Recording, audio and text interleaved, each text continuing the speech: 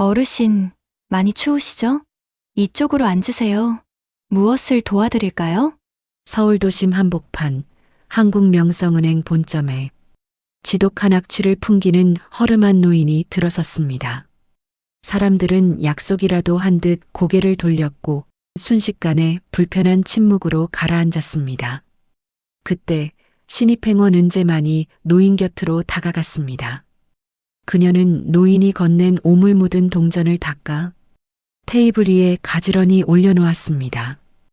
은재는 알지 못했습니다. 지금 자신의 손끝에 놓인 이 동전들이 그녀의 인생을 완전히 뒤바꿀 테스트라는 것을요. 사연 시작 전에 구독과 좋아요 눌러주시면 더 좋은 사연으로 찾아뵙겠습니다.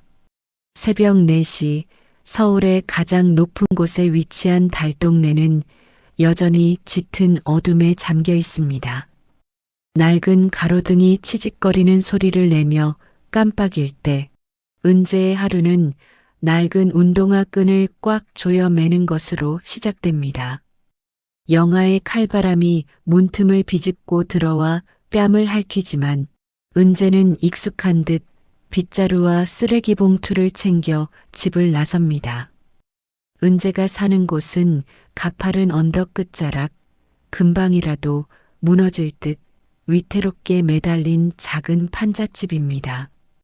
비가 오면 양동이로 물을 받아내야 하고 겨울이면 입김이 하얗게 서리는 곳이지만 은재에게 이곳은 세상에서 가장 따뜻한 보금자리입니다. 그곳엔 은재가 목숨보다 사랑하는 할머니가 계시기 때문입니다. 은재는 아주 어릴 적 비바람이 몰아치던 밤에 부모님을 한날 한시에 잃었습니다. 졸음운전 차량이 덮친 부모님의 낡은 트럭은 형체를 알아볼 수 없을 만큼 구겨졌고 차가운 빗속에서 은재에게 남겨진 건 찢어진 가족사진 한 장과 충격으로 시력을 잃은 할머니뿐이었습니다. 그때부터 은재는 울음보다 웃음을 먼저 배웠습니다. 자신이 울면 할머니의 세상이 무너질까봐 8살 은재는 피가 나는 무릎을 움켜쥐고도 할머니 나 하나도 안 아파라며 거진 미소를 지어 보이던 아이였습니다. 새벽 시장 바닥을 쓸며 은재는 생각합니다. 남들은 새학기 가방을 고민할 때 자신은 오늘 할머니와 먹을 쌀 한 되를 걱정해야 했던 날들을 말입니다. 하지만 은재는 단 한 번도 자신의 환경을 원망한 적이 없습니다. 오히려 그 고단한 시간이 은재를 무너지지 않는 단단한 나무로 만들었습니다.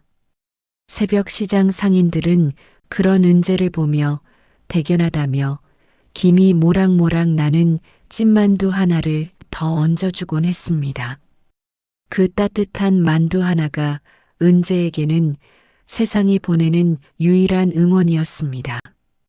은재가 새벽 일을 마치고 돌아와 할머니의 아침상을 차리며 말합니다. 할머니, 오늘은 시장 아주머니가 갓 찐 만두를 주셨어. 식기 전에 얼른 드셔보세요. 아주 맛있어. 눈이 먼 할머니는 떨리는 손을 더듬거려 은재의 얼굴을 어루만집니다. 거칠어진 손마디를 느끼며 안쓰러운 목소리로 대답합니다. 은재야, 이 못난 할미 때문에 내가 잠도 못 자고 고생이 너무 많구나. 예쁜 얼굴이 반쪽이 됐어. 은재는 할머니의 손을 꼭 잡으며 가슴속 눈물을 삼키고 밝게 웃습니다. 할머니, 고생은 무슨. 나 이제 한국명성은행 정식 행원이잖아. 우리나라에서 제일 좋은 은행 다니는데 뭐가 걱정이야. 이제 조금만 더 기다려봐. 내가 돈 많이 벌어서 할머니 눈 꼭 고쳐줄게. 그럼 우리 같이 예쁜 꽃 구경 가자. 사실 은재가 한국명성은행에 합격한 것은 기적과도 같았습니다. 남들 다 다니는 학원이나 과외는 꿈도 꾸지 못했습니다. 편의점에서 유통기한이 지난 삼각김밥으로 끼니를 때우고 독서실 총무일을 하며 남들이 버린 문제집을 주워 공부했습니다. 면접장에서 은재는 화려한 스펙 대신 자신의 거친 손을 내보였습니다. 이 손으로 시장 바닥을 쓸며 할머니를 지켰습니다. 이제는 한국명성은행의 가치를 지키는 가장 정직한 행원이 되겠습니다. 그 진심 어린 한마디가 차가운 면접관들의 마음을 녹였고 은재는 당당히 수천 명의 경쟁자를 뚫고 입사했습니다. 하지만 출근 첫날부터 현실은 동화와 달랐습니다. 은재가 근무하게 된 지점의 최 지점장은 수단과 방법을 가리지 않고 실적을 짜내기로 유명한 인물이었습니다. 그는 은재의 이력서를 훑어보더니 노골적으로 불쾌한 기색을 내비쳤습니다. 배경도 없고 백도 없는 은재는 그에게 그저 언제든 화풀이를 할 수 있는 샌드백일 뿐이었습니다. 최 지점장은 조회 시간마다 다른 행원들 앞에서 은재를 대놓고 무시하며 창피를 주었습니다. 최 지점장이 비웃음을 지으며 은재에게 차갑게 말합니다. 김대리, 자네 같은 흙수저가 운 좋게 한국명성은행에 들어왔다고 해서 우리랑 수준이 같아진 줄 알아? 괜히 물 흐리지 말고 조용히 시키는 일이나 해. 알겠어? 은재는 모욕감에 주먹을 꽉 쥐었지만 고개를 깊게 숙이며 대답합니다. 네, 지점장님. 부족한 만큼 남들보다 2배, 3배 더 열심히 배우겠습니다. 지켜봐 주십시오. 최 지점장은 서류 뭉치를 은재의 발밑에 탁 소리가 나게 던지며 쏘아붙입니다. 말만 번지르르 하지 말고 행동으로 보여줘. 당장 객장 의자부터 다시 닦아. 먼지 하나라도 나오면 오늘 퇴근은 꿈도 꾸지 마. 그리고 은근히 풍기는 그 시장통 냄새 좀 어떻게 해봐. VIP 손님들이 불쾌해해. 동기들의 시선 또한 은재를 외롭게 만들었습니다. 세련된 옷으로 치장한 동기들은 은재의 낡은 유니폼과 손가락 끝의 밴드들을 보며 쑥덕거렸습니다. 점심시간에도 은재는 함께 어울리지 못하고 혼자 탕비실 구석에서 할머니가 싸준 도시락을 먹었습니다. 식어버린 밥에 멸치볶음뿐인 소박한 도시락이었지만 은재는 그것이 할머니가 새벽잠을 설쳐가며 준비한 사랑임을 알기에 한 톨도 남기지 않고 꼭꼭 씹어 먹었습니다. 그러던 어느 날 지점에 큰 소동이 일어납니다. 치매를 앓는 듯한 허름한 차림의 노인이 번호표도 없이 VIP 상담실로 뛰어들어간 것입니다. 다른 행원들이 당황하며 인상을 찌푸리고 멀리할 때 은재가 가장 먼저 달려갔습니다. 노인은 낡은 통장을 내밀며 먼저 세상을 떠난 아내에게 돈을 보내야 한다고 울먹이며 횡설수설했습니다. 은재가 노인의 떨리는 손을 따뜻하게 맞잡으며 말합니다. 어르신, 많이 놀라셨죠? 괜찮습니다. 제가 도와드릴게요. 할머님이 기다리고 계실 텐데 얼른 처리해 드려야죠. 여기 앉아서 따뜻한 차 한 잔부터 드세요. 그 광경을 본 최 지점장은 불같이 화를 내며 달려와 노인을 밀쳐내려 했습니다. 김은재, 지금 뭐 하는 거야? 이런 노인네랑 시간 낭비하라고 월급 주는 줄 알아? 당장 밖으로 끌어내. 은재는 지점장의 불호령에도 노인의 앞을 가로막았습니다. 그리고 차분하지만 단호하게 대답합니다. 지점장님, 이분도 우리 은행을 찾아주신 고객님이십니다. 지금 마음이 많이 아프셔서 그런 거니 제가 책임지고 잘 모셔서 보내드리겠습니다. 조금만 배려해 주세요. 결국 은재의 진심 어린 응대에 노인은 평온을 찾고 무사히 집으로 돌아갔습니다. 하지만 그 대가로 은재는 퇴근 후 지점장실에 불려가 1시간 넘게 입에 담지 못할 폭언을 들어야 했습니다. 은재는 텅 빈 화장실 변기칸에 들어가 입을 틀어막고 소리 죽여 울었습니다. 할머니, 세상은 왜 이렇게 따뜻한 마음을 가진 사람들을 힘들게만 할까? 하지만 은재는 거울을 보며 다시 눈물을 닦았습니다. 자신이 무너지면 할머니의 세상도 무너진다는 것을 잘 알기 때문입니다. 은재는 다시 유니폼 옷깃을 바로 세우고 거울 속 자신에게 웃어 보였습니다. 이 무렵 은재는 신입행원 동기 모임에서 도윤을 만납니다. 도윤은 다른 지점에서 근무하는 행원이었는데 화려하고 시끄러운 동기들 사이에서 구석에 조용히 앉아 있는 은재에게 먼저 다가와 따뜻한 말을 걸어준 유일한 사람이었습니다. 도윤은 은재의 거친 손가락 끝에 붙여진 밴드들을 보며 그녀가 얼마나 성실하고 치열하게 삶을 버텨왔는지 직감했습니다. 도윤은 은재에게서 자신의 어머니가 가졌던 그 따뜻하고 강인한 인품을 느꼈습니다. 도윤이 수줍게 웃으며 은재에게 다정하게 말합니다. 은재 씨, 오늘 모임 끝나고 제가 집 근처까지 바래다 줘도 될까요? 사실 은재 씨랑 더 깊은 이야기를 나누어 보고 싶었어요. 불편하지 않으시다면요. 은재는 당황했지만 도윤의 선하고 맑은 눈매를 보고 자신도 모르게 고개를 끄덕였습니다. 두 사람은 밤거리를 천천히 걸으며 많은 이야기를 나누었습니다.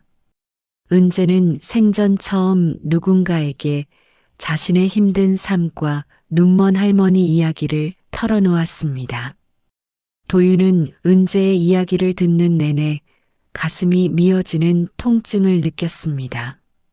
한국명성은행의 장남으로 태어나 부족함 없이 자란 자신에게 은재의 삶은 경이로움 그 자체였고 동시에 지켜주고 싶은 간절함을 불러일으켰습니다.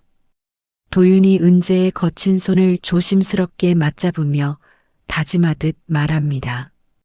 은재 씨는 내가 본 세상 그 누구보다 아름답고 대단한 사람이에요. 앞으로 은재 씨가 흘릴 눈물을 내가 다 닦아주고 싶어요. 우리 천천히 서로를 더 알아가기로 해요. 은재는 도윤의 따뜻한 온기에 평생 얼어붙어 있던 마음이 조금씩 녹아내리는 것을 느꼈습니다. 하지만 은재는 알지 못했습니다. 도윤이 한국명성은행의 실질적인 주인이라 불리는 재벌가 가문의 후계자라는 사실을 말입니다. 그리고 도윤의 아버지인 이 회장은 아들의 앞날을 위해 이 사랑이 한순간의 동정인지 아니면 한국명성은행의 안방마님을 맡길 만한 그릇의 인연인지 확인하려는 아주 특별하고도 엄격한 시험을 준비하고 있었습니다. 평범한 일상 속에 스며든 짧은 행복이 커져갈수록 은재의 지점에는 한치 앞도 알 수 없는 폭풍전야의 긴장감이 감돌기 시작합니다. 은재는 여느 때처럼 창구에 앉아 환한 미소로 다음 고객을 기다리고 있었습니다. 대한민국 금융의 심장이라 불리는 한국명성은행.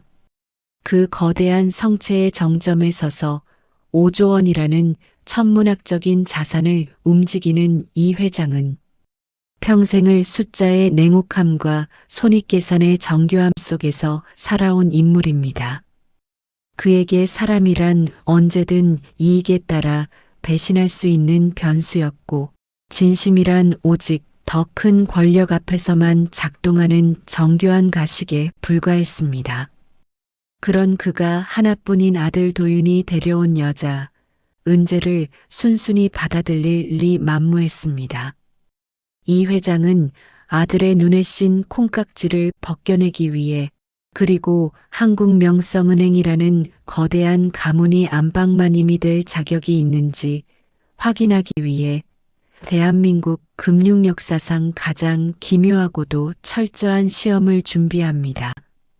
이 회장은 화려한 총재실의 안락한 가죽 의자를 박차고 나와 도심 외곽의 한 허름한 여관방에 몸을 숨겼습니다. 그는 사흘 동안 단 한 끼의 식사도 하지 않았습니다. 위장이 타들어가는 배고픔에 눈이 퀭하게 들어가고 마디마디가 쑤시는 고통이 밀려와 손발이 미세하게 떨리는 지경에 이르러서야 그는 비로소 거울 앞에 섰습니다. 그는 일부러 세수조차 하지 않았습니다. 얼굴에는 번들거리는 기름기 위에 시커먼 먼지가 겹겹이 내려앉았고 턱 밑에는 거친 수염이 덥수룩하게 자라나 흡사 불황자 같은 험악한 인상을 풍겼습니다. 그는 미리 준비해둔 기름때와 흙탕물이 범벅이 되어 본래의 색을 잃어버린 낡은 작업복 점퍼를 걸쳤습니다. 그 점퍼에서는 수개월간 씻지 못한 인간의 찌든 채취와 눅눅한 곰팡이 냄새, 그리고 시궁창의 악취가 뒤섞인 지독한 냄새가 뿜어져 나왔습니다. 이 회장은 거울 속에 비친 자신의 초라하고 냄새나는 모습을 보며 싸늘하게 미소 지었습니다. 이 회장이 거울 속 자신을 향해 나직하게 응졸입니다. 이 초라한 껍데기 아래에 숨겨진 진실을 그 아이가 과연 알아볼 수 있을까? 아니, 알아보기는커녕 이 냄새를 견디며 내 눈을 단 1초라도 마주할 수나 있을지 지켜보지. 가난을 안다는 아이가 가난한 자의 비참함을 어떻게 대하는지 내 오늘 똑똑히 확인하마. 이 회장은 찢어진 신발 사이로 발가락이 보이는 낡은 운동화를 끌고 은재가 근무하는 한국명성은행 본점으로 향했습니다. 그가 탄 차는 지점 인근 후미진 골목에서 멈춰 섰고 그는 비틀거리는 걸음으로 은행문을 향해 걸어갔습니다. 대한민국 경제의 자존심이라 불리는 한국명성은행 본점의 유리문은 매일 아침 은재가 제 몸보다 더 정성껏 닦아놓아 눈부시게 빛나고 있었습니다. 그 문을 여는 순간 평화롭던 은행 내부의 공기는 일순간 얼어붙었습니다. 고급 디퓨저의 은은한 향기와 빳빳한 신꽃 냄새가 감돌던 쾌적한 객장에 시궁창보다 지독한 악취가 순식간에 스며들었기 때문입니다. 점심시간을 앞두고 바쁘게 움직이던 행원들과 대기 중이던 고객들은 일제히 코를 막으며 인상을 찌푸렸습니다. 세상에, 이게 무슨 냄새야? 노숙자가 왜 여기까지 들어와? 보안팀은 대체 뭘 하는 거야? 재수없게 진짜 숨을 못 쉬겠잖아. 여기 한국명성은행 맞아? 관리가 왜 이 모양이야? 여기저기서 터져나오는 불쾌한 탄식과 멸시 어린 시선에도 이 회장은 아랑곳하지 않았습니다. 그는 일부러 흙먼지가 잔뜩 묻은 낡은 가방을 바닥에 질질 끌며 VIP 대기실로 향했습니다. 최고급 이태리산 가죽 소파에 그가 뗏물 흐르는 몸을 털썩 주저앉히자 곁에 앉아있던 부유한 고객들이 비명을 지르며 사방으로 흩어졌습니다. 대리석 바닥에는 그가 걸어온 길을 따라 검은 흙발자국이 선명하게 남았습니다. 이 소란의 중심에 최 지점장이 등장했습니다. 그는 실적과 평판에 목숨을 거는 인물로 자신의 지점에 이런 불결한 존재가 발을 들였다는 사실에 이성을 잃었습니다. 그는 성큼성큼 다가와 이 회장의 멱살을 잡을 듯 위협하며 소리를 질렀습니다. 최 지점장이 표독스럽게 외칩니다. 당신 미쳤어? 여기가 어디라고 들어와서 행패야. 이 지저분한 몸으로 감히 어디를 앉는 거야? 보안 요원들 뭐해? 당장 이 인간 밖으로 끌어내. 건장한 보안 요원들이 이 회장의 양팔을 거칠게 낚아챘습니다. 이 회장은 일부러 힘없이 바닥에 고꾸라졌습니다. 낡은 가방에서 꼬깃꼬깃한 종이 뭉치가 쏟아져 나왔습니다. 이 회장이 바닥을 기며 가련한 연기를 합니다. 아이고, 나도 손님인데. 평생 모은 전 재산 찾으러 왔는데. 왜 사람을 개 취급하나? 나도 대한민국 국민이야. 그가 힘없는 목소리로 하소연했지만 돌아오는 건 차가운 냉소와 당장 나가라는 고함뿐이었습니다.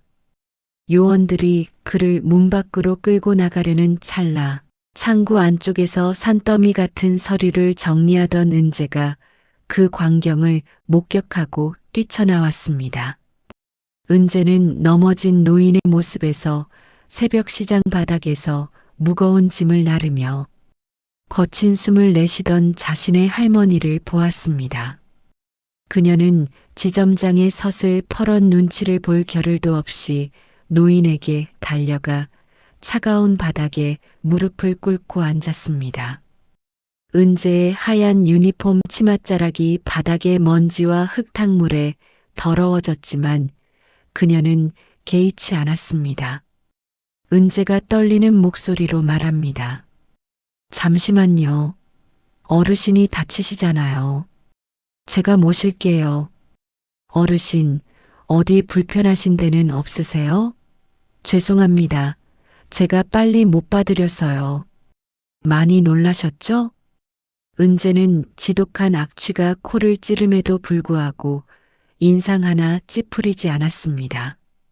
오히려 자신의 깨끗한 손수건을 꺼내 노인의 손목에 묻은 거친 흙먼지를 정성껏 닦아냈습니다.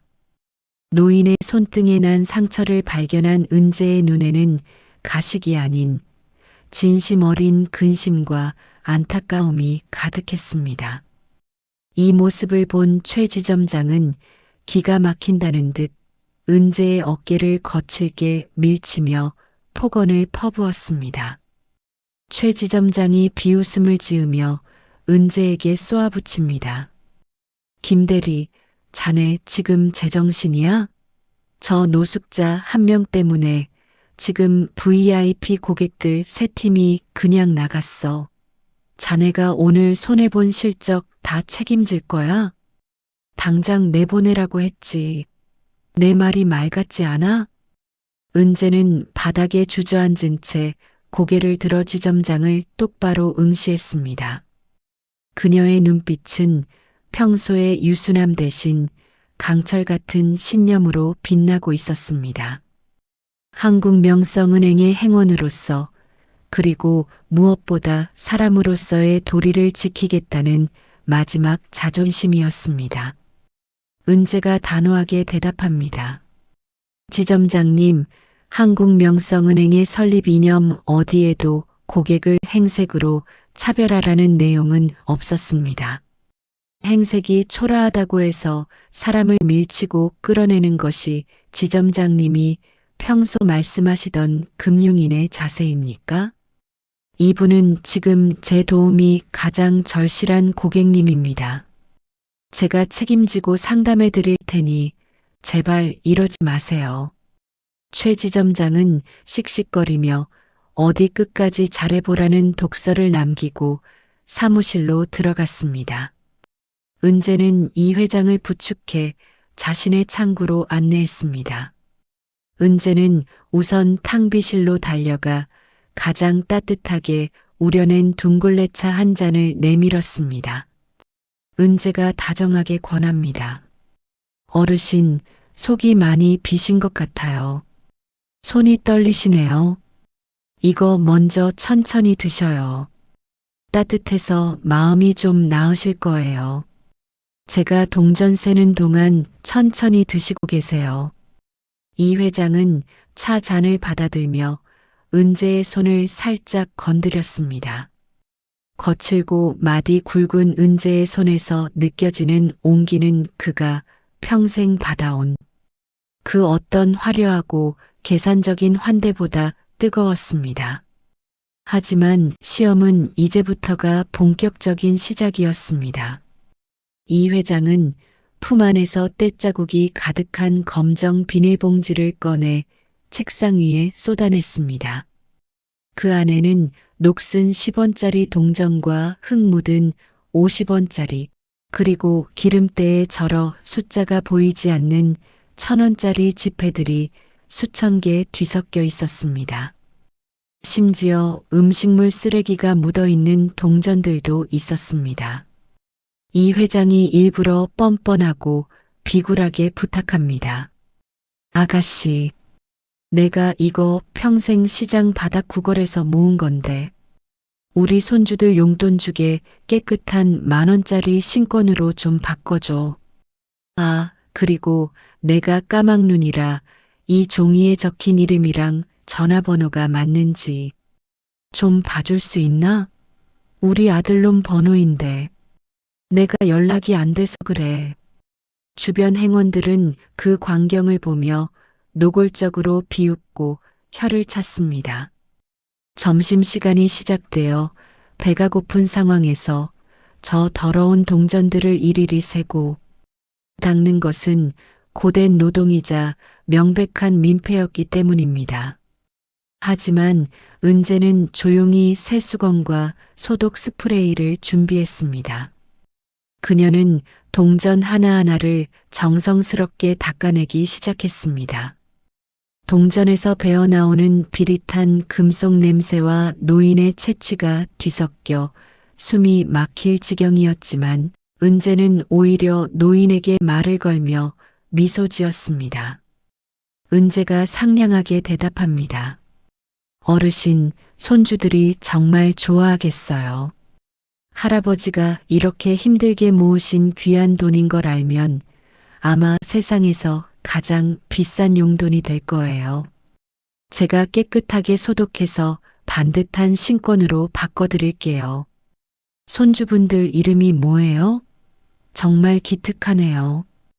이 회장은 은재의 일거수일투족을 소름 끼치도록 차갑게 관찰했습니다. 그녀는 노인이 일부러 엉뚱한 주소를 대거나 숫자를 계속 잘못 말해 전표를 5번이나 새로 쓰게 만들어도 단 한 번의 짜증도 내지 않았습니다. 오히려 괜찮습니다. 어르신, 제가 다시 쓰면 되죠. 날씨가 추운데 지점까지 오시느라 정말 고생 많으셨어요. 라며 노인의 구멍. 난 양말 사이로 보이는 거친 발을 안쓰럽게 쳐다보았습니다. 이 회장은 자신의 발을 바라보는 은재의 눈에서 가식이 아닌 진실한 연민을 읽었습니다. 이 아이는 연기를 하는 게 아니구나. 이건 몸에 밴 진심이다. 이 회장의 머릿속에 복잡한 생각이 스쳐 지나갔습니다. 시간은 흘러 2시간이 훌쩍 지났습니다. 최 지점장은 은재의 창고 실적이 제로인 것을 확인하고 다시 미친 듯이 달려왔습니다. 그는 은재가 공들여 분류한 동전 주머니를 낚아채 바닥에 쏟아버렸습니다. 동전들이 짤랑거리며 객장 구석구석으로 비참하게 흩어졌습니다. 최 지점장이 독서를 내뱉습니다. 김대리, 지금 이 노인네랑 여기서 소꿉 장난해? 대기 손님이 몇 명인데 이런 쓰레기 같은 동전을 닦고 있냐고. 여기가 무슨 자선단체야? 경비, 당장 이 노인네랑 이 쓰레기들 다 지점 밖으로 치워버려. 김대리, 너도 오늘부로 해고야. 당장 짐 싸서 나가. 바닥에 흩어진 동전들이 굴러다니고 이 회장은 당황한 척하며 바닥을 기어 동전을 줍기 시작했습니다. 그 비참한 모습에 주변 사람들은 수군거리며 비웃었지만 은재는 마침내 참아왔던 눈물을 터뜨리며 폭발했습니다. 그녀는 지점장의 손을 뿌리치고 노인과 함께 차가운 대리석 바닥에 엎드려 동전을 주었습니다. 자신의 무릎이 쓸려 피가 비치는 것도 모른 채 동전을 하나하나 소중히 모았습니다. 은재가 울먹이며 소리칩니다. 지점장님, 이 돈은 이 어르신의 인생입니다. 더러운 건 동전이 아니라 사람의 인생을 무시하는 지점장님의 마음이에요. 사과하세요. 어르신께 당장 무릎 꿇고 사과하시라고요. 사람이라면 어떻게 이럴 수가 있어요. 은재의 눈에서 굵은 눈물방울이 떨어져 바닥에 녹슨 동전 위에 번졌습니다. 이 회장은 그 눈물을 가장 가까이서 보았습니다. 자신을 무시하는 사람들에 대한 분노가 아니라 짓밟힌 한 인간의 존엄성을 진심으로 아파하는 맑고 투명한 눈물이었습니다. 이 회장의 가슴속 깊은 곳 수십 년간 권력과 5조 원이라는 돈으로 무장했던 단단한 심장이 쩌적하고 갈라지는 소리가 들렸습니다. 그는 자신이 세운 시험이 얼마나 오만하고 비겁했는지, 그리고 이 여자가 얼마나 거대한 그릇을 가졌는지 뼈저리게 깨닫기 시작했습니다. 하지만 상황은 더욱 극으로 치달았습니다. 최 지점장은 은재의 머리채라도 잡을 듯 손을 치켜들었고 경비원들은 이 회장의 목덜미를 잡아 밖으로 끌어내려 했습니다. 객장은 고함과 비명, 그리고 구경꾼들의 수군거림으로 가득 찼습니다. 바로 그 아수라장 속에서 지점의 무거운 자동문이 다시 한번 열렸습니다. 그곳엔 은재를 깜짝 놀라게 해주려 꽃다발을 든 채 방문한 아들 도윤이 서 있었습니다. 도윤은 자신의 아버지가 바닥에서 개처럼 끌려가고 있고 사랑하는 연인 은재가 오열하며 노인을 감싸 안고 있는 광경을 목격하고는 사색이 되었습니다. 도윤의 손에서 꽃다발이 툭 하고 떨어졌습니다. 이 회장은 아들과 눈이 마주쳤지만 아무런 신호도 보내지 않았습니다. 그는 마지막 1분까지 확인하고 싶었습니다. 이 처절한 상황의 끝에서 은재가 과연 무엇을 선택하고 무엇을 지킬 것인지를 말입니다. 지점에는 차가운 긴장감이 감돌았고 은재는 노인의 앞을 막아선 채 온몸으로 최 지점장의 갑질에 저항하고 있었습니다. 대한민국 금융의 심장부 한국명성은행의 화려한 객장은 이제 단순히 돈을 주고받는 장소가 아니었습니다. 그것은 인간의 가장 추악한 본성과 가장 숭고한 인격이 정면으로 충돌하는 처절하고도 비릿한 전쟁터였습니다. 차가운 대리석 바닥에 흩어진 흙 묻은 동전들을 하나하나 줍기 위해 무릎을 꿇은 은재와 그런 은재를 경멸과 혐오의 눈빛으로 내려다보는 최 지점장 사이에는 보이지 않는 거대한 벽이 세워져 있었습니다. 최 지점장은 자신의 권위가 고작 빽 하나 없는 신입행원, 나부랭이에게 도전받았다는 사실에 온몸을 부르르 떨며 증오심을 불태웠습니다. 그는 이제 단순히 노숙자를 쫓아내는 것을 넘어 본인의 말을 거스른 은재라는 존재의 자존감까지 완전히 가루로 만들어버리기로 결심한 듯 보였습니다. 최 지점장은 번쩍이는 명품 구둣발로 은재가 손끝에 피를 흘리며 모아둔 동전 주머니를 다시 한번 거칠게 걷어차며 포효합니다. 짤랑거리는 쇳소리가 객장 바닥을 때리며 동전들이 마치 비명을 지르듯 사방으로 비참하게 굴러갑니다. 최 지점장이 비웃음을 지으며 독서를 내뱉습니다. 김은재, 네가 지금 누굴 가르치려 들어? 이 더러운 세부치가 인생이라고? 웃기지 마. 이 노숙자가 가져온 건 우리 한국명성은행의 격을 떨어뜨리는 쓰레기일 뿐이야. 너 같은 흙수저들은 꼭 이런 데서 쓸데없는 동정심을 발휘하더라. 그 구질구질한 동정심이 내 인생을 영원히 밑바닥, 구렁텅이에 처박고 있다는 걸 왜 아직도 몰라? 은재는 흩어진 동전 위로 뚝뚝 떨어지는 눈물을 닦지도 못한 채 최 지점장의 바짓가랑이를 붙잡고 매달렸습니다. 그녀의 손톱 밑에는 차가운 바닥을 긁으며 동전을 모으느라 생긴 상처에서 핏방울이 배어나와 대리석을 붉게 물들이고 있었습니다. 하지만 은재는 자신의 찢어진 손보다 눈앞에 노인이 당하는 무참한 수모가 더 견디기 힘들었습니다. 은재가 절규하듯 소리칩니다. 지점장님, 제발 그만하세요. 대한민국 경제의 기틀을 세운다는 한국명성은행에서 어떻게 돈의 주인을 이렇게 짐승보다 못하게 대하실 수 있습니까? 이 어르신이 시장 바닥에서 차가운 길거리에서 얼마나 피땀 흘려 모으신 돈인지 지점장님이 단일 초라도 진심으로 생각해 보셨나요? 사과하세요. 이 돈을 짓밟은 건 이 어르신이 살아온 고귀한 인생 전체를 짓밟은 거란 말입니다.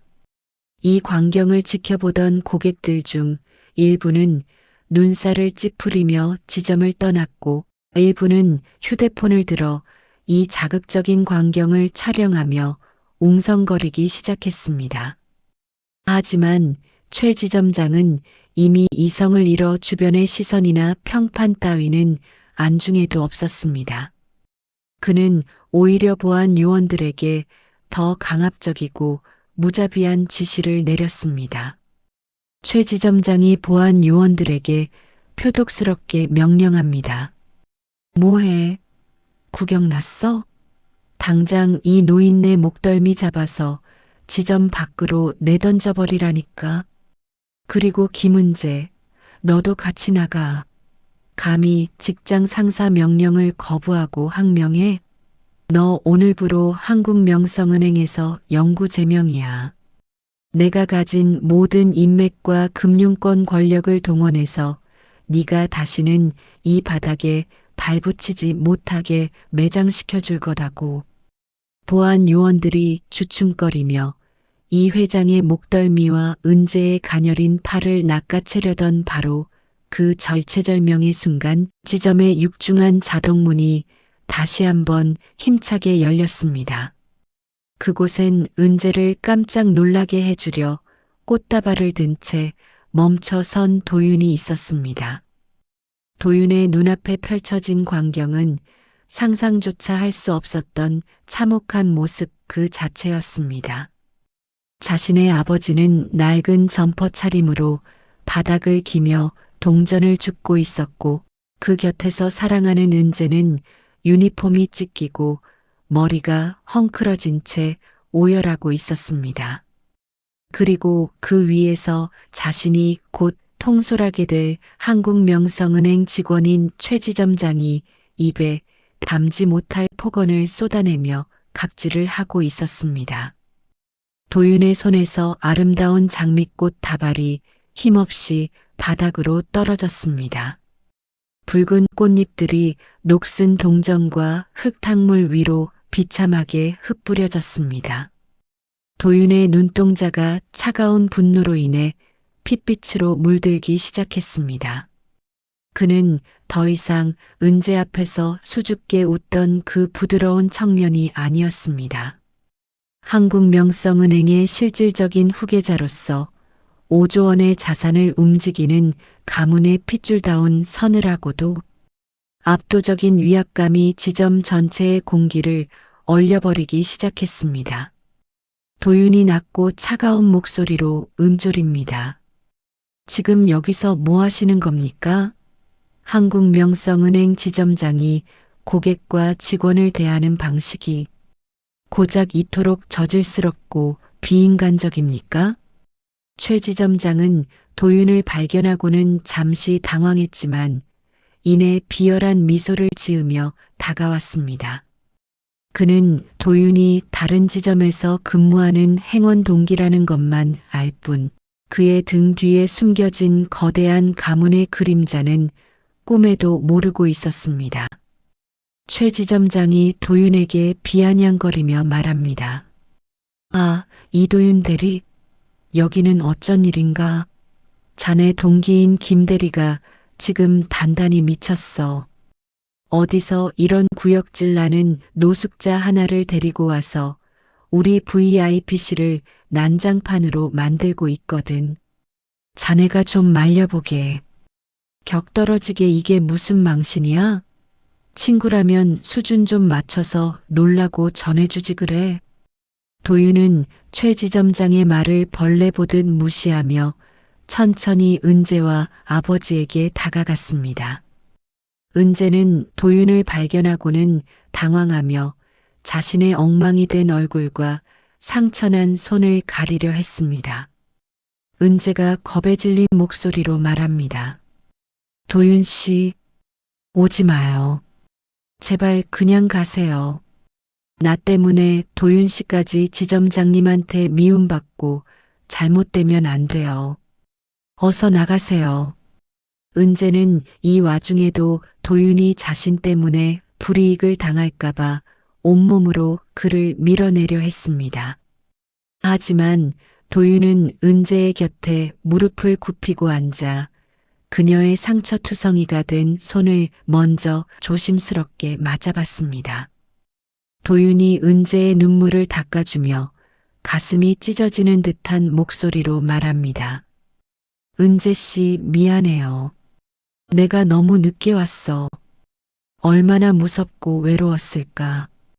이 예쁜 손이 왜 이렇게 됐어. 정말 미안해요.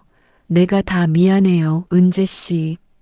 그리고 도윤은 바닥에서 동전을 줍고 있는 아버지 이 회장을 바라보았습니다. 이 회장은 아들과 눈이 마주쳤지만 여전히 초점을 잃은 노숙자의 눈빛을 유지하며 고개를 아주 미세하게 가로저었습니다.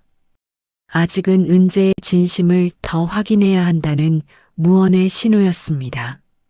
이 회장은 은재가 자신을 지키기 위해 자신의 커리어와 인생을 어디까지 내던지는지 보고 싶어 했습니다. 이 상황을 지켜보던 최 지점장은 도윤의 행동에 더욱 화가 치밀어 올랐습니다. 최 지점장이 도윤의 어깨를 밀치며 고함을 칩니다. 이도윤, 자네 지금 뭐 하는 거야? 동기 사랑도 정도껏 해야지. 이 노숙자가 누군 줄 알고 감싸고 돌아? 당장 손 떼고 물러나. 안 그러면 자네도 김대리랑 같이 오늘부로 아웃이야. 내가 우스워 보여? 그때였습니다. 이 회장이 갑자기 발작을 하듯 가슴을 움켜쥐고 차가운 대리석 바닥에 쓰러졌습니다. 며칠간 굶고 노숙 생활을 하며 몸을 혹사시킨 연기였지만 그 모습은 너무나 실감났습니다. 은재는 비명을 지르며 다시 노인을 껴안았습니다. 은재가 주위 사람들에게 울부짖으며 도움을 요청합니다. 사람 살려주세요. 어르신이 숨을 안 쉬어요. 제발 119 좀 불러주세요. 아무나 좀 도와주세요. 제발 사람 좀 살려주세요. 하지만 최 지점장은 눈 하나 깜짝하지 않았습니다. 그는 오히려 쓰러진 노인을 보며 더러운 것을 본 듯 침을 뱉었습니다. 최 지점장이 냉정하고 잔인하게 쏘아붙입니다. 연기하지 마. 어디서 약을 팔아? 야, 경비. 저 노인네 그냥 지점 밖 인도에다 내다버려. 죽든 말든 우리 지점 안에서 사고 나면 골치 아프니까 당장 치워버리라고. 더럽게 재수없게 정말. 은재는 마침내 이성을 잃고 폭발했습니다. 그녀는 자신을 붙잡으려는 경비원의 손을 사력을 다해 뿌리치고 최 지점장에게 달려들어 그의 넥타이를 움켜쥐었습니다. 평소 바람만 불어도 흔들릴 것 같던 가녀린 은재가 아니었습니다. 눈먼 할머니를 지키기 위해 시장 바닥에서 길러온 처절한 생존 본능이 정의감과 합쳐져 분출된 것입니다. 은재가 최 지점장의 눈을 찢어질 듯 노려보며 소리칩니다. 당신이 그러고도 사람이야?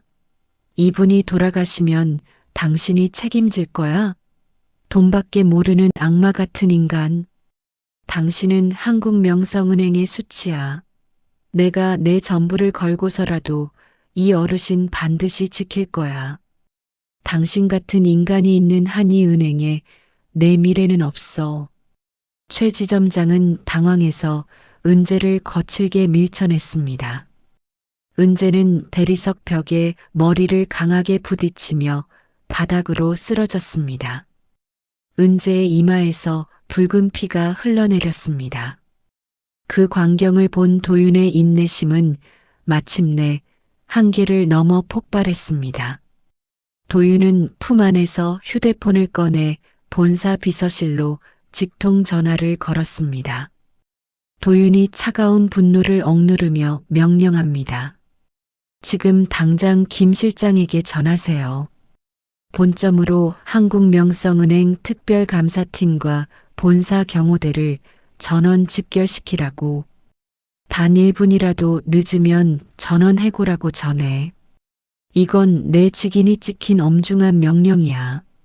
최 지점장은 도윤의 전화를 듣고 어처구니 없다는 듯 비웃음을 흘렸습니다. 하? 감사팀? 자네가 뭔데 감사팀을 불러? 미쳐도 단단히 미쳤구먼. 하지만 최 지점장의 비웃음은 채 3분을 넘기지 못했습니다. 지점 밖에서 수십 대의 검은색 대형 세단이 급브레이크를 밟으며 지점 입구를 완전히 봉쇄하기 시작했기 때문입니다. 사이렌 소리와 함께 한국명성은행 본사 로고가 박힌 차량들이 도열했고 수십 명의 검은 양복을 입은 사내들이 지점 안으로 들이닥쳤습니다. 지점 안의 모든 행원과 고객들이 얼어붙었습니다. 최 지점장은 상황 파악이 안 된 듯 입을 벌린 채 멍하니 서 있었습니다. 그때 본사에서 파견된 김 실장이 도윤 앞에 다가와 허리를 폴더처럼 굽히며 인사했습니다. 김 실장이 엄중한 목소리로 말합니다. 이도윤 상무님, 늦어서 죄송합니다. 지시하신 대로 특별감사팀과 경호대 모두 도착했습니다. 어떻게 처리할까요? 상무님이라는 단어가 텅 빈 객장에 천둥처럼 울려 퍼지자 최 지점장의 안색이 순식간에 흙빛으로 변했습니다. 상무, 이도윤 대리가 우리 한국명성은행의 실질적인 후계자라고? 최 지점장의 다리가 종이장처럼 후들거리기 시작했습니다. 하지만 진짜 소름 끼치는 반전은 이제부터였습니다. 바닥에 쓰러져 있던 노숙자, 이 회장은 쓰러진 은재를 부축하며 천천히 몸을 일으켰습니다. 그는 비록 낡은 점퍼 차림이었지만 더 이상 구부정한 노인이 아니었습니다. 그는 은재의 상처난 머리를 따뜻하게 감싸 안으며 최 지점장을 향해 고개를 돌렸습니다. 그 눈빛은 대한민국 금융계의 황제라 불리는 이 회장, 바로 그 사람이었습니다. 이 회장이 최 지점장을 향해 천둥과 같은 목소리로 일갈합니다. 최 지점장, 내 며느리가 정성껏 닦아준 이 동전들이 아직도 자네 눈에는 쓰레기로 보이나? 자네가 오늘 짓밟은 건 동전이 아니라 한국명성은행이 100년 동안 쌓아온 신뢰와 인간에 대한 예우다. 최 지점장은 그 자리에 그대로 고꾸라졌습니다. 회장님, 제가 죽을 죄를 지었습니다. 노숙자이신 줄로만 알고 제발 목숨만 살려주십시오. 최 지점장의 비굴한 외침이 객장에 가득 찼지만 이 회장은 얼음처럼 차가웠습니다. 그는 은재의 상처난 손을 소중하게 들어 올리며 지점에 모인 모든 사람들에게 선언했습니다. 이 회장이 엄숙하고 장엄하게 선포합니다. 오늘 이 자리에 있는 모든 이들은 똑똑히 보아라. 이 아이가 보여준 진심이 바로 우리 가문이 추구하는 진짜 부의 가치다. 사람을 귀하게 여기지 않는 자는 한국명성은행의 돈 단 1원도 만질 자격이 없다. 최 지점장, 자네는 오늘부로 영원히 퇴출이다.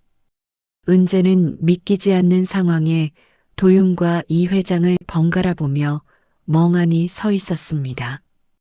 도윤은 그런 은재를 자신의 품에 꽉 껴안고 귓속말을 건넸습니다. 은재 씨, 정말 미안해요. 이제 다 끝났어요. 이제는 내가 우리 아버지가 은재 씨와 할머니를 평생 지킬게요. 은재의 눈에선 다시 한번 눈물이 터져 나왔습니다. 그것은 서러움의 눈물이 아닌 지독한 가난과 차별 속에서도 자신의 인격을 지켜낸 자만이 흘릴 수 있는 승리의 눈물이었습니다.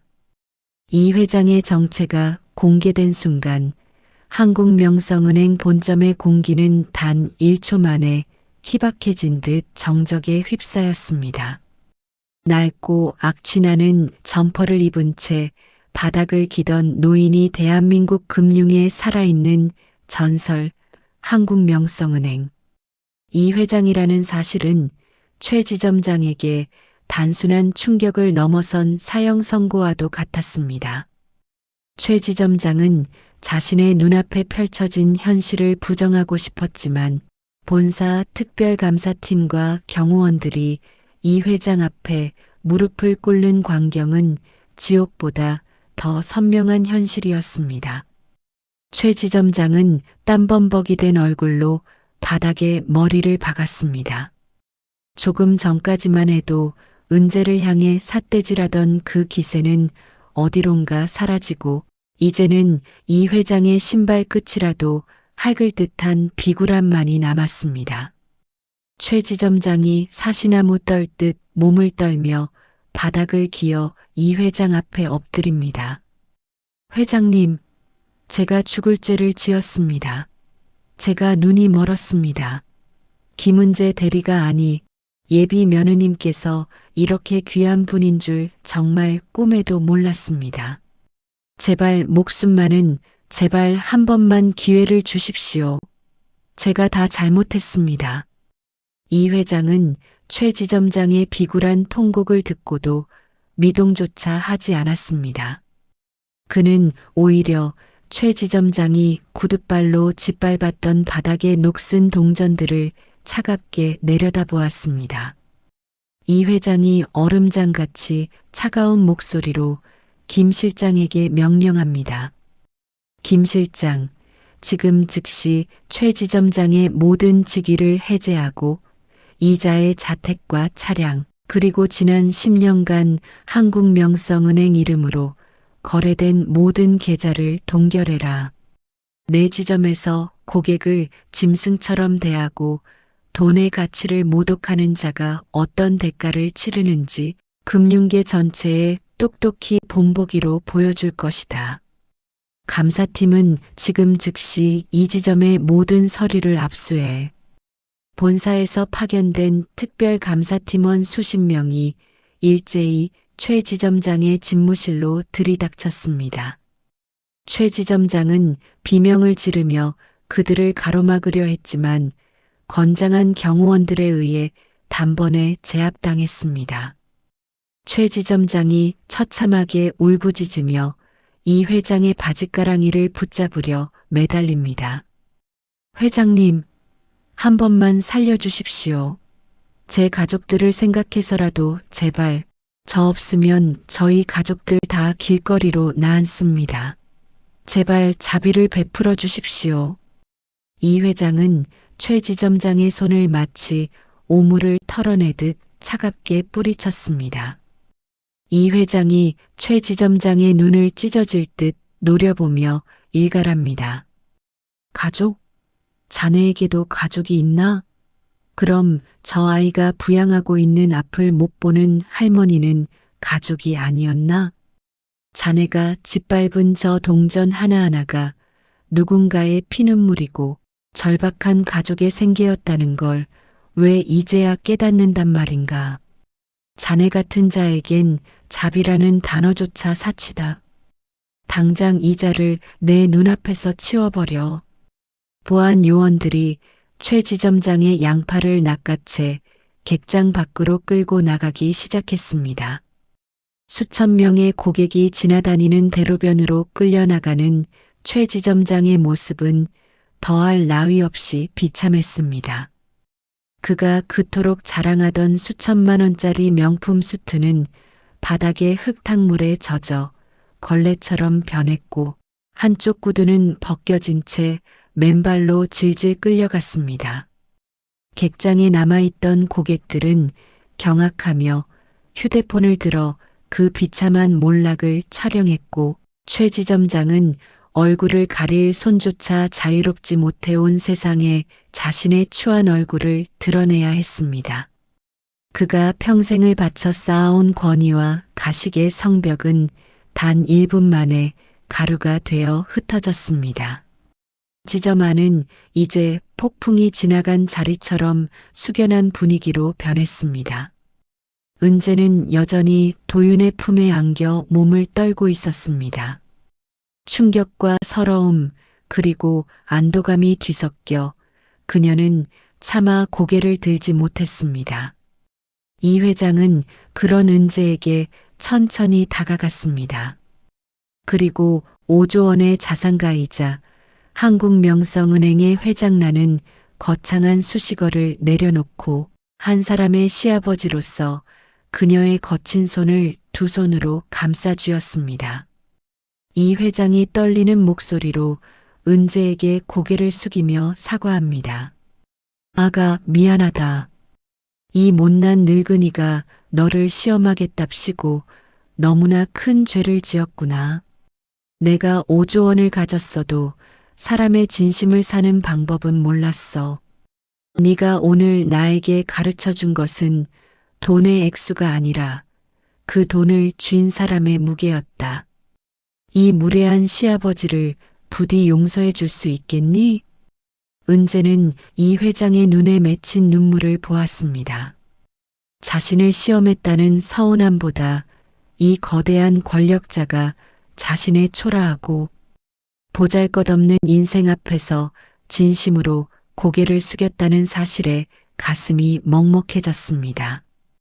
은재가 울먹이며 이 회장의 손을 맞잡고 말합니다. 아니에요, 회장님. 저는 정말 괜찮습니다.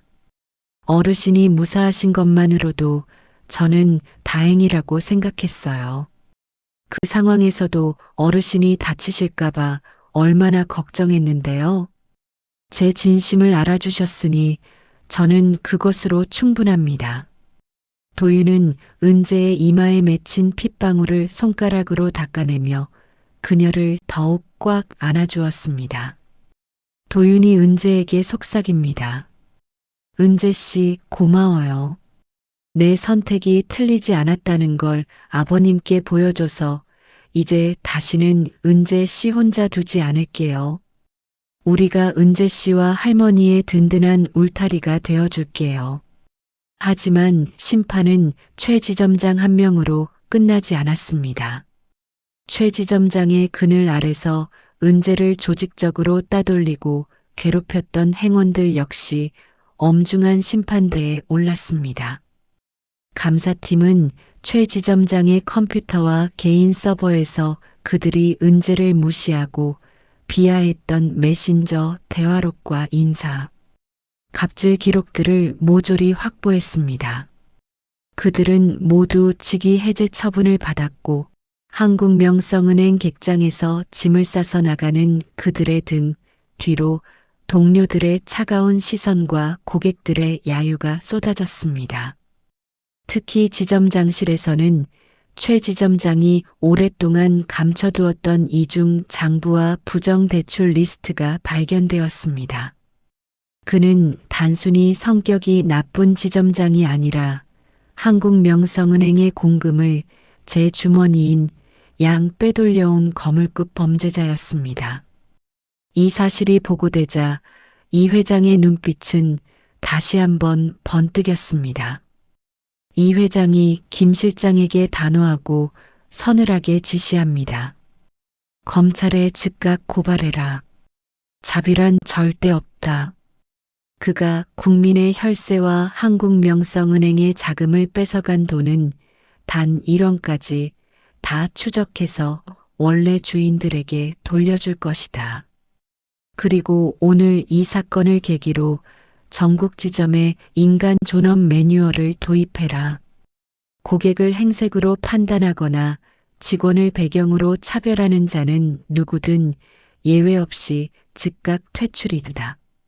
사건이 어느 정도 정리되자 이 회장은 은재를 데리고 직접 은재의 집으로 향했습니다.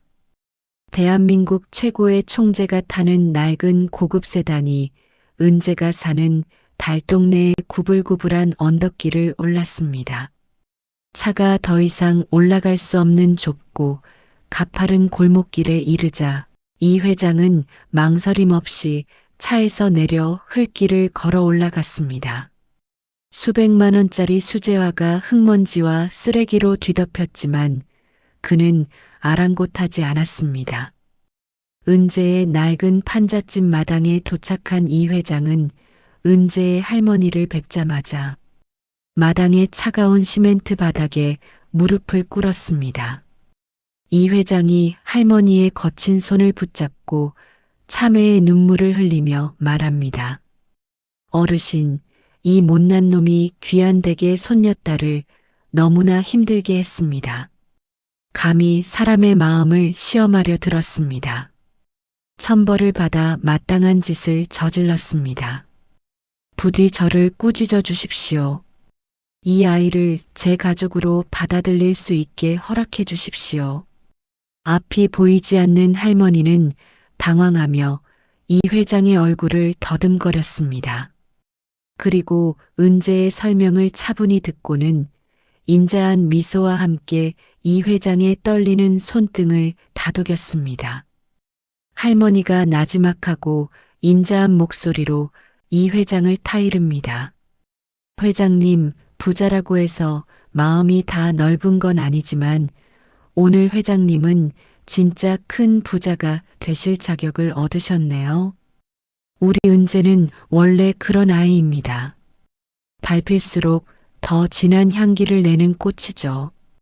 그 향기를 진심으로 알아주셨으니 저는 그것으로 충분합니다.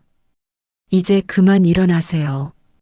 우리 은재 시아버지 되실 분인데 이렇게 바닥에 계시면 제가 마음이 안 좋습니다. 이 회장은 그날 할머니 앞에서 은재와 도윤의 결혼을 정식으로 승낙받았습니다. 그리고 단순히 물질적인 지원을 넘어 은재의 이름으로 한국명성 상생장학재단을 설립하여 가난 때문에 꿈을 포기하는 이 땅의 수많은 은재들을 돕겠다는 원대한 계획을 발표했습니다. 최 지점장의 몰락이 썩은 권력의 종말을 의미했다면 이 회장의 무릎 꿇기는 진정한 금융 권력의 따뜻한 변신을 알리는 역사적인 순간이었습니다. 은재는 달동네 언덕에서 내려다 보이는 서울의 반짝이는 야경을 보며 생각했습니다. 자신이 창구에서 닦았던 그 녹슨 동전들이 결국 자신과 할머니의 인생을 비추는 가장 밝은 빛이 되어 돌아왔다는 것을 말입니다. 최 지점장이 한국명성은행 보안팀에 의해 개처럼 끌려나간 지 일주일이 지났지만 그날의 충격은 여전히 대한민국 금융가 전체를 뒤흔들고 있었습니다.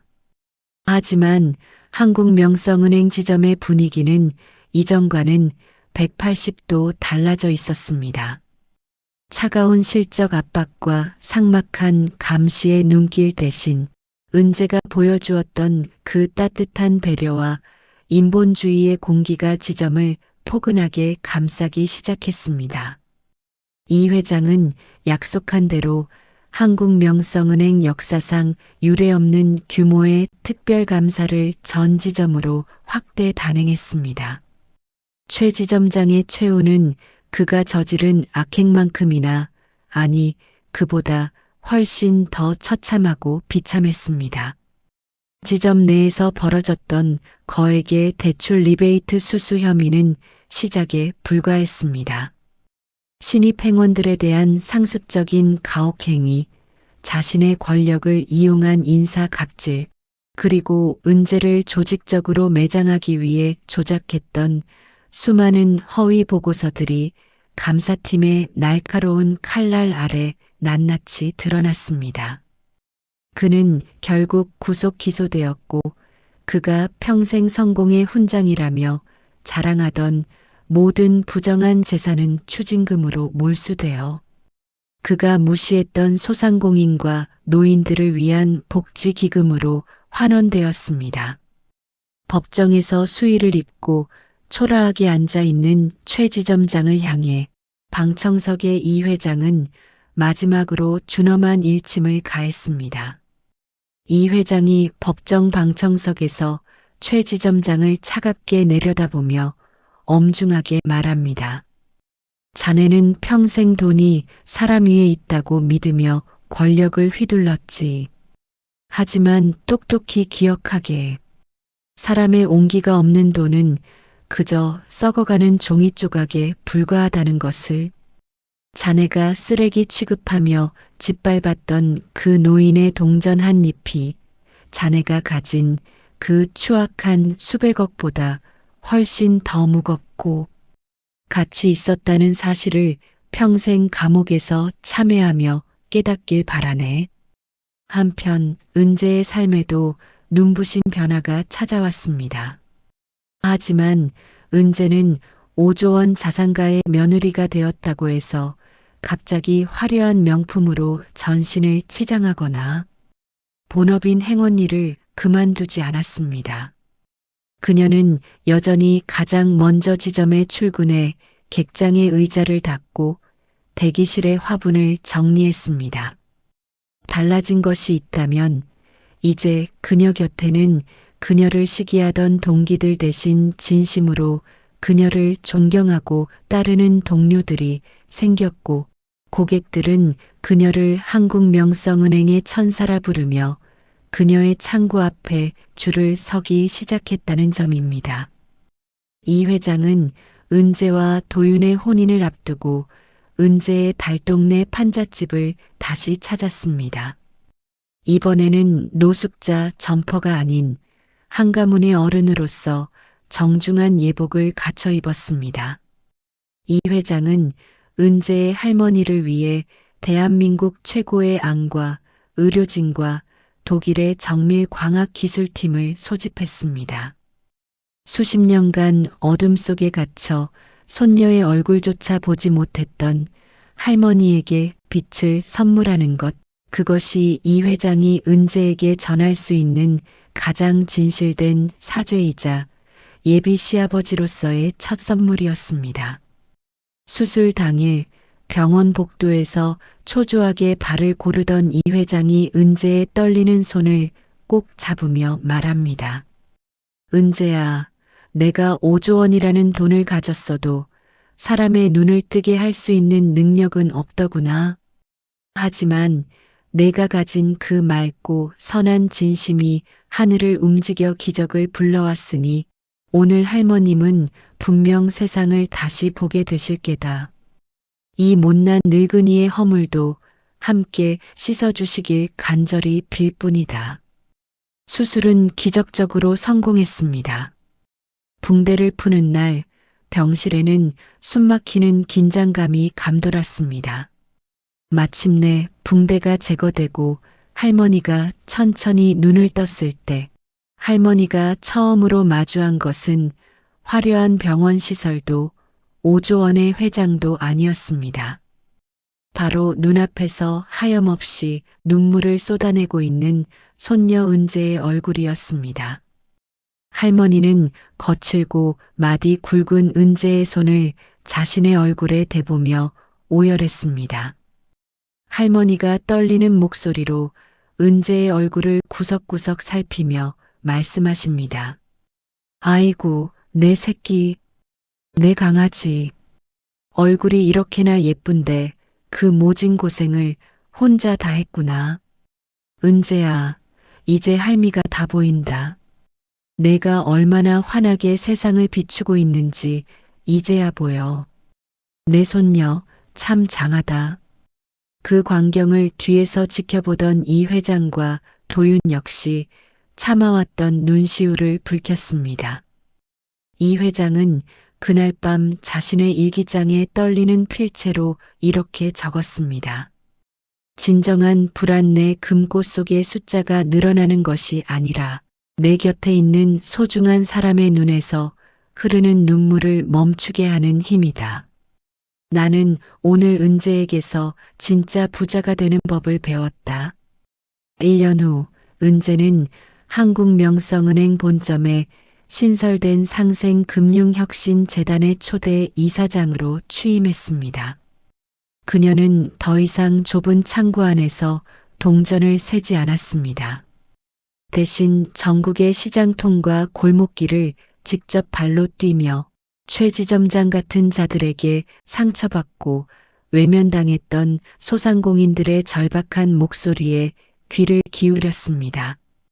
은재는 그들에게 담보나 보증 대신 그들의 정직한 땀방울과 신용만을 믿고 대출해주는 혁신적인 금융 시스템을 성공적으로 안착시켰습니다. 사람들은 이것을 금융계의 혁명, 은재의 기적이라 불렀습니다.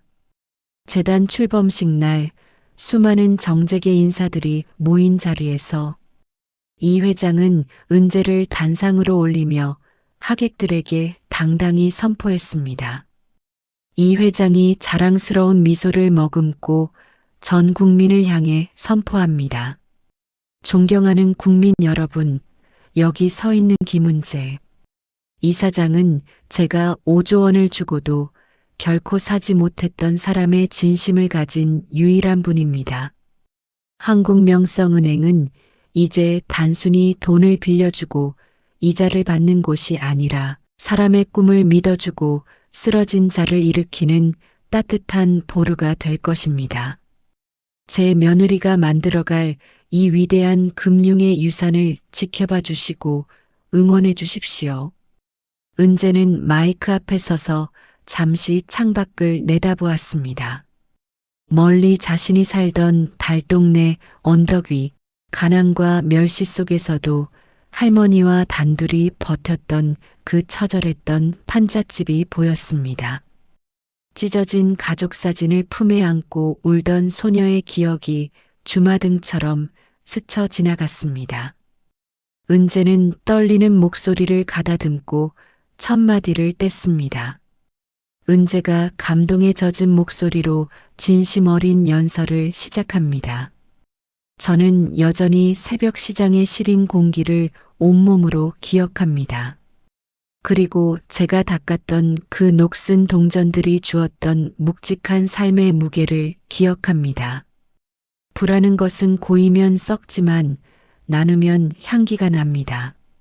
저는 오늘 그 따뜻한 사람의 향기를 여러분과 함께 나누려 합니다. 돈보다 사람이 훨씬 더 귀한 세상, 그것이 제가 꿈꾸고 여러분과 함께 만들어갈 진짜 한국명성은행입니다. 방송을 통해 은재의 연설을 듣던 수많은 서민과 노인들은 가슴 벅찬 눈물을 훔쳤습니다. 사람들은 이제 한국명성은행을 두려운 권력기관이 아닌 자신들의 아픔을 진심으로 이해해주는 든든한 동반자로 여기게 되었습니다. 은재와 도윤, 그리고 시력을 되찾은 할머니와 이 회장이 함께 시장 골목에 허름하지만 정겨운 식당에서 밥을 먹는 모습이 비칩니다. 이 회장은 이제 화려한 호텔식보다 은재가 시장에서 사 온 따끈한 찐만두를 더 맛있게 즐기는 인간미 넘치는 시아버지가 되었습니다. 도윤은 은재의 상처난 손을 소중히 잡고 속삭입니다. 도윤이 은재를 바라보며 다정하게 말합니다. 은재 씨, 나중에 우리 아이가 생기면 꼭 은재 씨처럼 따뜻하고 강인한 마음을 가진 사람으로 키워요. 그게 우리가 물려줄 가장 큰 재산이니까요. 은재가 도윤의 어깨에 기대어 미소 지으며 말합니다. 네, 도윤 씨. 통장의 숫자보다 마음의 깊이가 더 부자인 아이로, 사람의 향기를 사랑할 줄 아는 아이로 함께 키워가요. 한국명성은행 지점 입구에는 이 회장의 친필로 기록된 새로운 금원이 새겨져 있습니다. 이곳에 발을 들이는 모든 이는 5조 원의 자산가보다 더 귀하고 고귀한 존재입니다. 한 사람의 맑은 진심이 오만한 권력을 무너뜨리고 대한민국 금융의 심장을 다시 뛰게 만든 기적 같은 이야기. 진정한 부의 의미는 통장의 숫자가 아니라 타인의 눈물을 닦아줄 수 있는 용기와 따뜻한 손길에서 시작된다는 것을 은재는 자신의 위대한 삶으로 증명해 보였습니다. 가장 낮은 곳에서 흙 묻은 동전을 닦으며 사람의 존엄을 지켜냈던 은재, 그리고 5조 원이라는 거대한 권력을 가졌음에도 그 작은 진심 앞에 무릎을 꿇었던 이 회장의 이야기는 우리에게 소중한 질문 하나를 던집니다. 우리는 지금 무엇을 보며 살아가고 있는가? 겉으로 보이는 화려한 옷차림, 통장의 숫자, 혹은 누군가 휘두르는 서슬퍼런 권력 앞에 우리는 때로 작아지기도 하고 때로는 그것이 세상의 전부인 양 착각하며 남과 자신을 비교하며 살아가기도 합니다. 하지만 오늘 은재가 우리에게 보여주었듯이 세상에서 가장 단단하고 귀한 것은 눈에 보이는 재력이 아니라 사람의 체온이 담긴 진심이었습니다. 여러분 중에도 혹시 은재처럼 차가운 세상의 시선과 싸우며 묵묵히 자신의 자리를 지키고 계신 분이 계신가요? 남들은 알아주지 않는 고단한 하루를 견디며 가족을 위해 혹은 자신의 신념을 위해 흙 묻은 동전 같은 일상을 정성껏 닦아내고 계신 모든 분들에게 오늘 이 말을 꼭 전해드리고 싶습니다. 당신은 어떠한 부를 가진 자산가보다 훨씬 더 고귀하고 아름다운 사람입니다. 누군가는 당신의 낡은 옷차림이나 거친 손마디를 보고 함부로 판단할지 모릅니다. 하지만 당신이 타인을 위해 건네는 따뜻한 말, 한마디 어려운 이웃을 향해 내미는 그 작은 손길이야말로 이 세상을 지탱하는 진정한 부의 가치입니다. 당신의 그 진심은 결코 사라지지 않고 차곡차곡 쌓여 반드시 은재에게 찾아왔던 기적처럼 눈부신 보상이 되어 돌아올 것입니다. 비바람이 몰아치던 은재의 판잣집에도 결국 따스한 햇살이 비쳤고 어둠 속에 갇혔던 할머니의 눈에도 찬란한 빛이 찾아왔습니다. 여러분의 삶에도 지금의 시련이 지나가고 나면 상상조차 못했던 거대한 축복이 기다리고 있을 것임을 믿어 의심치 않습니다. 오늘 밤 잠자리에 들기 전 거울 속의 자신을 향해 환하게 웃어주세요. 오늘도 참 잘 살았다. 참 장하다라고 스스로를 다독여 주세요. 당신은 사랑받기에 충분하고 존중받기에 마땅한 세상에서 단 하나뿐인 귀한 존재니까요. 여러분의 내일이 은재의 환한 미소처럼 따뜻하길, 그리고 그 길 위에서 여러분의 진심을 알아봐주는 귀한 인연들이 가득하기를 저 또한 간절히 기도하겠습니다.